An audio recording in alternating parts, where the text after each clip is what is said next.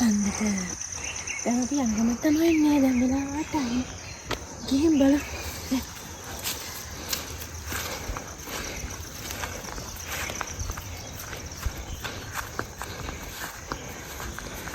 අද අපි දොළු කන්දට යන්නේ මහවත් හරහා වැටිලා තියෙන ගමන් මාර්ගයේ දිගේ. මේ පැල පහු වෙනවත් එක්කම දකුණු පැත්තට උඩට පාරක් තියෙනවා. ඒ පාර දිගේම ගියාම මහවත්තේ කෙළවරටම යන්න පුළුවන්.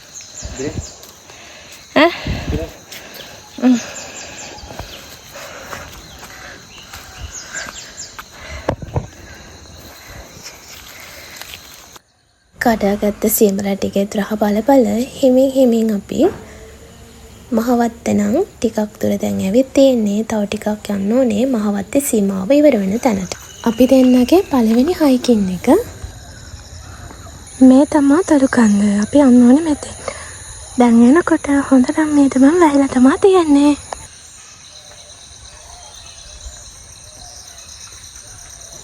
සියඹල ගහ පහු කරගෙන ටික දුරක් යනකොට ආයෙමත් රහමරහ වෙරළු ගහක් හම්බෙනවා. ඒකෙත් ඔන්න මේ දවස්වල ගෙඩි හැදලා තිබුණේ. ගෙඩි දෙක තුනක් කඩාගෙන ඒකේ රසත් බලන ගමන් ආයෙම ගමන යන පටන් ගත්තා. අපි දෙන්නට ඕන වුණා අපේ ගමෙන්ම හයිකින් එක පටන් ගන්න. මෙහෙ අර ඉස්සර ගස් තිබ්බනේ. ඒක කපලා හින්දා මෙහෙ දිලගි. මුලදී නම් කන්දට යන්න පාරවල් ටිකක් හොයාගන්න අමාරුයි. දැන් නම් එහෙම නැහැ. ඔන්න ඉතින් අපි දෙන්න හිමින් දැන් මහවත්තේ කෙරවලටම ඇවිත් තියෙන්නේ. මෙතනට කියන්නේ මුදුන් පිට. මෙතනින් ඉඳන් මේ පාරේ තමයි කන්දට යන්න තියෙන්නේ. මුදුන් පිටට ආවහම මෙන්න මේ ඊතලේ පෙනෙන පාර දිගේ පහළට ගියාම හේනක ලිඳක් තියෙනවා. ඒ ලිඳ පිරිසිදුයි. වතුර බොන්නත් පුළුවන්. උඩට යනකොට වතුර අවශ්‍ය කෙනෙකුට මෙතනට ගිහිල්ලා වතුර පුරවගෙන යන්න පුළුවන්. මෙතන බාල්දියකුත් තියෙනවා. මෙතන අපිරිසිදු කරන්න නම් එපා. මේ පාර දෙකේම කන්දට යන්න තමයි හදන්නේ.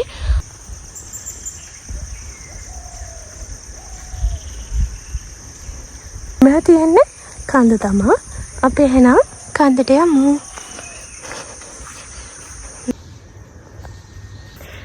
හේන් ටික පහු කරගෙන අපි දැන් රක්ෂිතයට ඇතුල් වෙනවා.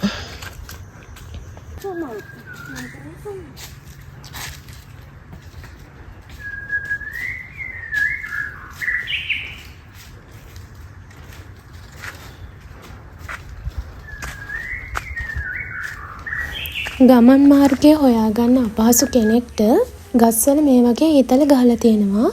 ඒව හොඳට බලාගෙන ගියොත් පාර වරදිය නැතුව අපිට යන්න පුළුවන්.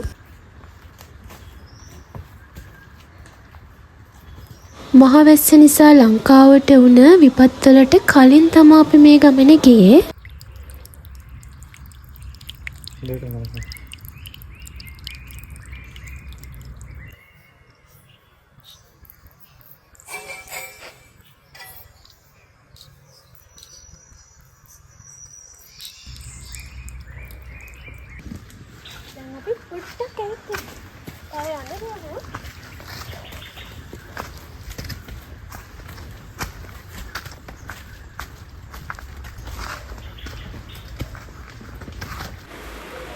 අදටත් අපේ ගමේ අය වෙදකමකට ඕන කරන ඖෂධ හොයාගන්න තාමත් අපේ කන්දට නගිනවා.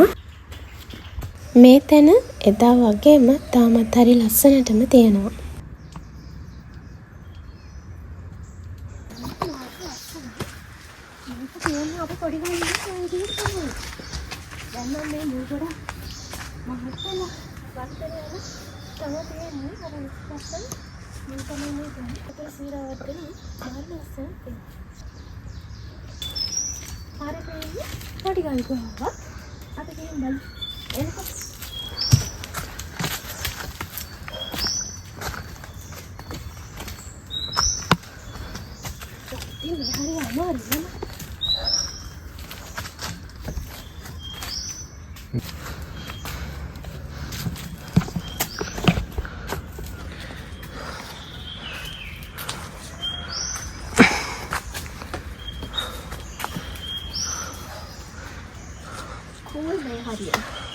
මේ හම්බෙන පළවෙනි ගල්දිහ.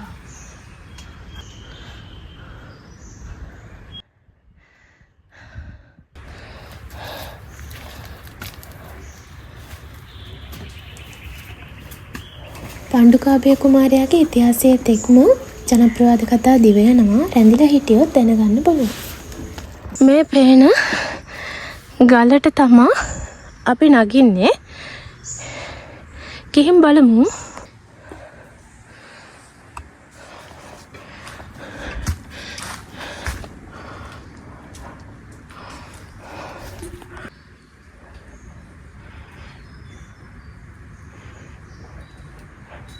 මේ ගලුටට තමයි අපි දැන් යන්න ඕනේ. එන්නක.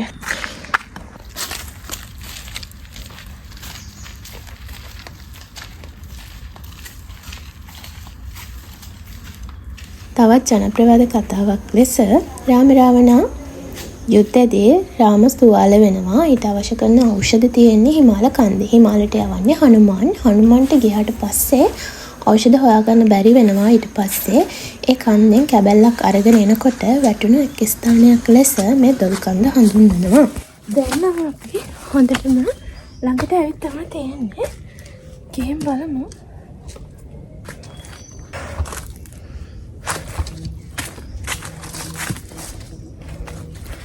දැන් නම් පහලත් ගොඩක් බලගන්න පුළුවන්. දැන් අපි ගොඩක් උඩට ඇවිත් තමයි ඉන්නේ.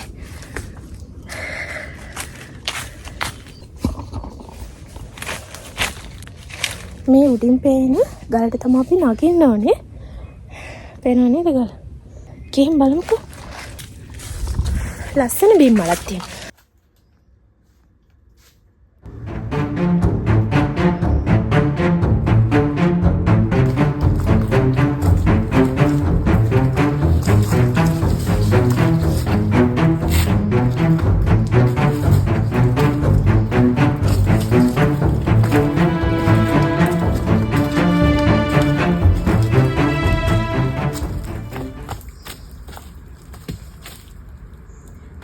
වෙලාවෙන් තියෙන ඉස්මතු.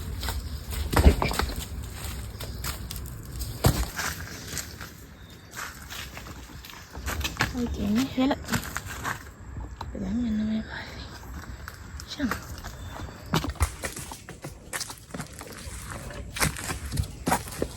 පණ්ඩුකාභය කුමාරයා මාමලාගෙන් ආරක්ෂා වීම සඳහා සැඟවී සිටි ස්ථානයක් ලෙසද ජනප්‍රවාදයේ සඳහන් වෙනවා.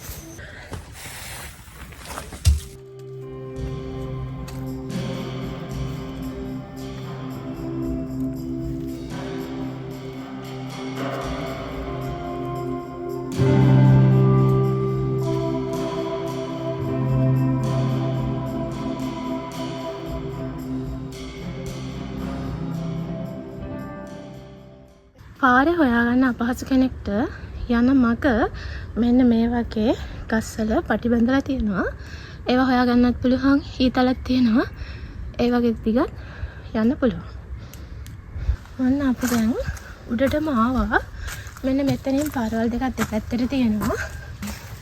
දකුණු අත පැත්තට තමයි ගුහාව පැත්තට යන්න තියෙන්නේ. වම් අත පැත්තට තමයි දකුණු පැත්තට යන්න තියෙන්නේ. ඉස්සරවම ගුහා පැත්තට ගිහින් යමු.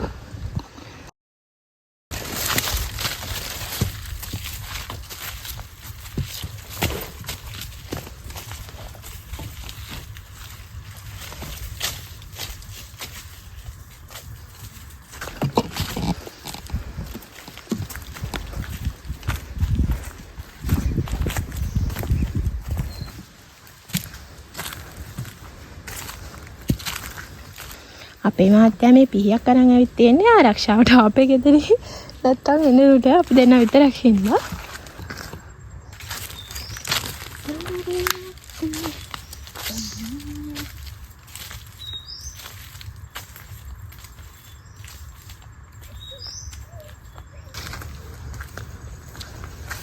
කොහොමද අපි දැන් කන්න දාවා.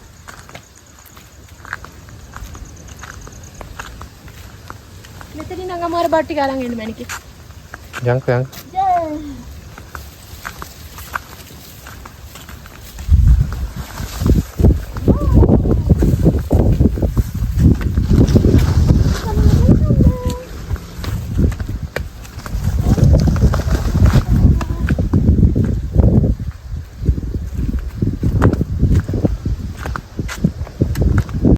කන්දට නැග්ගාම හම්බෙන පළවෙනි view point එක තමයි මෙතන. මෙතන ඉඳන් පහළ බලද්දී අපේ ගම හරි ලස්සනට බලා ගන්න පුළුවන්.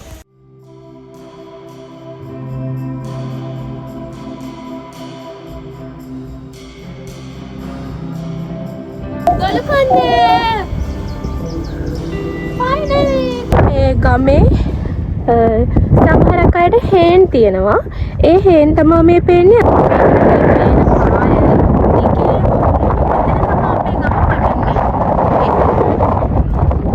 මේ දිගට ඔහොම මේ පාර දිග යනකොට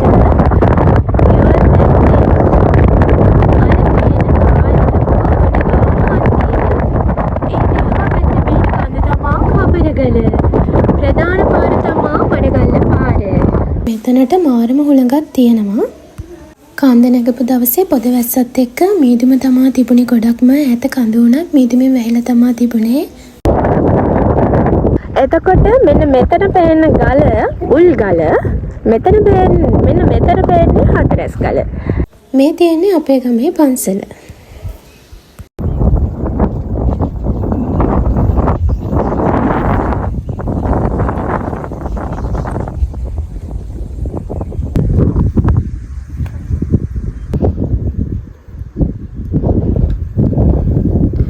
මෙන්න මේ හරියට වහිනවා පේනවද ඔයාලට? අතනට වහිනවා. බුද්ධදාස රජතුමාගේ ඖෂධ වෙන පිහිටියේ දොළුකන්ද කියලා තවත් ජනප්‍රවාද කතාවක් තියෙනවා. සිංහල වෙදකමේදී අවශ්‍ය වන ඖෂධ පැළ ඇටි දොළුකන්දේ තාමත් හොයාගන්නට තියෙනවා. මෙතනට වෙලා ගොඩක් වෙලා හිටියා. එතනින් යන්න හිතෙන්නෙම නෑ. දැන් එහෙනම් අපි යමු හුළං කපල්ලට.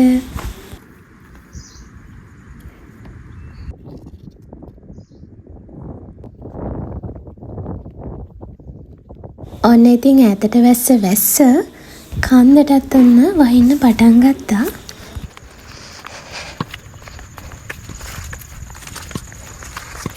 මෙතන තමයි ඉස්සර තිබුණේ චෛත්‍ය. නිදන් හොරු විසින් එතන විනාශ කළම දාලා. බෝකොට. හායි. ඔයා අසනීප වෙලා. අපි දෙන්න උඩට එනකොට උඩ ඉඳන් පහළට කට්ටියක් යනවා. එයාලත් එක්ක ආපු බලු යාළුවෙක් තමයි හිටියේ. චෛත්‍යයට පිටුපසින් තමයි හුළං කපොල්ලට යන මාර්ගය තියෙන්නේ. අපි දැන් මේ මාර්ගයේ යන ගමන් තමයි ඉන්නේ. මට දකුණු පසින් තියෙන භූමියේ තමයි චෛත්‍යය පිහිටලා තිබුණේ. අද වෙන විට එතන විනාශ වෙලා ගස්කොළ වැවිලා තියෙන්නේ. මේ සුරක්ෂිතව තිබුණා නම් අදටත් එන ඕනි කෙනෙකුට බලා ගන්න තිබුණා.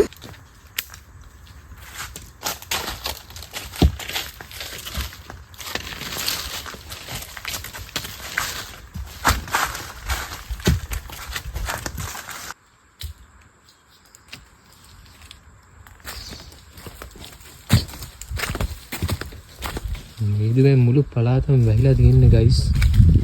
මේ හරිය මාරම ලස්සන view එකක් තිබුණා. මීදුමෙන් වැහිලා තමයි තියෙන්නේ. හුළං කපොල්ලට යන මාර්ගය තමයි මේ තියෙන්නේ. වැහි දවස් වලට තමයි ලස්සන. මේ ගහ අවුරුදු බර ගානක් පරණයි ළමයි. මම පොඩි කාලේ එනකොටත් මේ ගහ ওই විදිහටම තිබුණා. මේ හරියෙන් නම් යන්න හිත දුන්නෙම නැහැ. දැන් මේ ඉන්නේ හුළං කපොල්ලට හැරෙන තැන. මේ ලස්සන බලන්නකෝ. ලස්සනයි.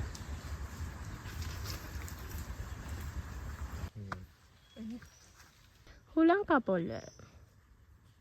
මේ තමයි දොළුකන්දේ ප්‍රසිද්ධම ස්ථානය ගල් ගුහාව. අපි ගිහින් බලමු.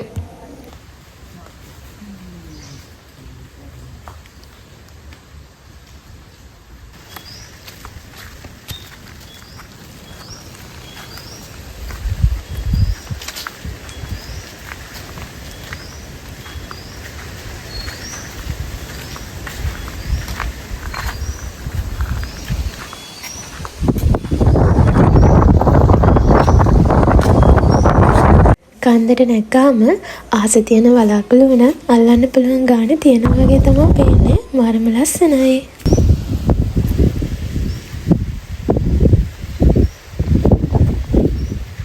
ගල් ගුහාවට යන තැන තමයි හුළං කපොල්ල තියෙන්නේ. මේ තියෙන්නේ හුලං කපොල්ල තමා. මෙතන පහළ මාරුම කැඹුරුයි. මෙතනින් ගුහාව ඇතුළට යනකොට පරිස්සමට මාරු වෙන්න ඕනි.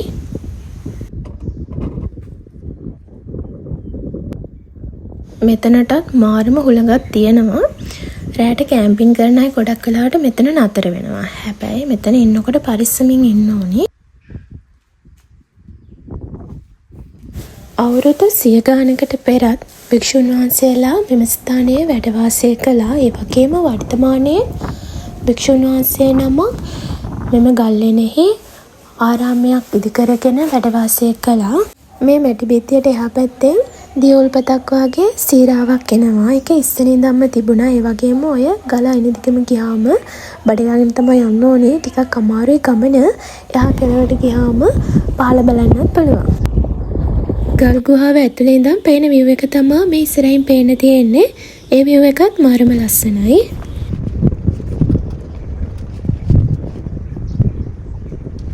වැස්ස කාලෙට මේ ගලගාවට ගියාම දැදුරුවය වගේම කිඹුල්ලානාවවත් බලා ගන්න පුළුවන්. ඉතින් මේ වීඩියෝ එක ඉවර වෙනකම් ඉන්න. ඒ දෙකම බලා ගන්න පුළුවන්.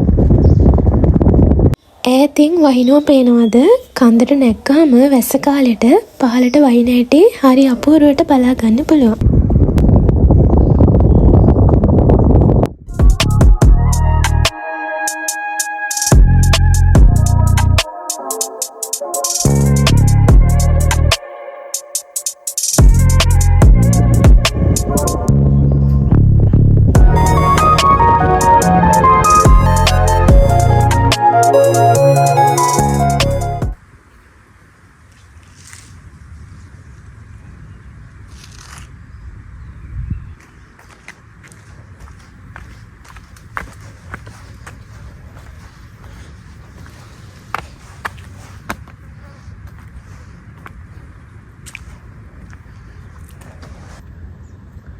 මේ ගලට එහා පැත්තෙන් පේන මේ ගස් ඇවිල්ලා තියෙන ගලට කියන්නේ රාක්ෂ මූණ කියලා. ඒක පහලින් පේන්නේ හරියට සිංහ මූණක් වගේ. බලන්නකෝ.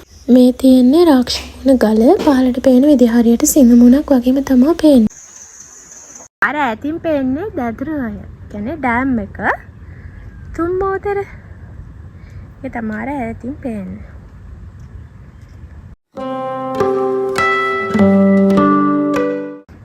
අර පේන්නේ දොළුකන්ද වැව. වැව වටේ තියෙන කොළපාට පරිසරය හොඳටම පේන්නේ කන්ද උඩට නැග්ගාම. දවසක අපිත් එක්කම වැව බලන්නත් යමු. කිඹුල්වානා වැව තමයි රැතින්ම පේන්නේ.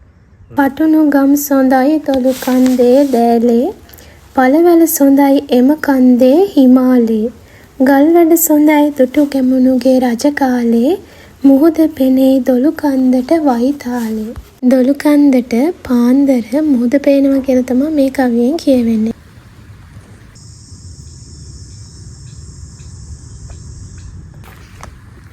මේ තියෙන්නේ ගල් ගුහාව. ඒකට තමයි හැමෝම එන්නේ. තව ඇවිදින්න දැන් තියෙනවා. ගොඩක්ම ප්‍රසිද්ධ ඉතින් මේ ගුහාව තමයි.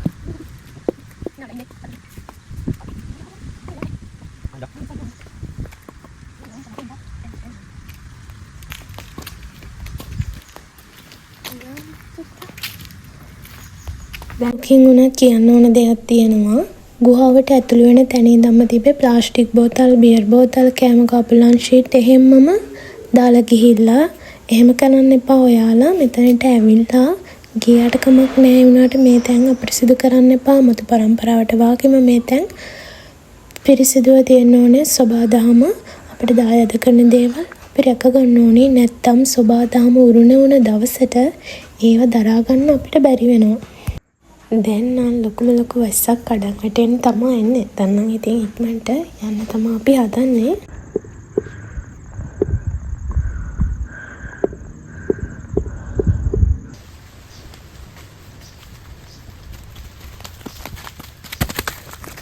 වැස්සාව ලොකුවටම. ඒ නිසා අපි ඉක්මනින්ම බැස්සා. බැරි වෙලා අපි ළිඳ ගාවට ආව වතුර ටිකක් පියලා යන්න කියලා. එතකොට අපිට මගදී මල්ලිලා වගේක් හම්බුණා. ඒගොල්ලෝ දැන් මේ හුලං කපුල්ල ගාවටම ඇවිල්ලා මේ ගල උඩ ඉන්නවා පේනවා. ඔයාලටත් පේනවද බලන්නකෝ. ළිඳ තියෙන හේන ගාවට ආවොත් ඔයාලට දොළු කන්දේ හුලං කපුල්ල හරිය වගේම රාක්ෂ මූණත් හරි ලස්සනට බලා ගන්න පුළුවන්. අදට අපි ගිහින් එන්නම්. ආයෙමත් දවසක ලස්සන වීඩියෝ එකක් අරගෙන ඔයාලත් එක්ක එකතු වෙන්නම්. කැමති කෙනෙක් අපිත් එක්ක දිගටම එකතු වෙලා ඉන්න.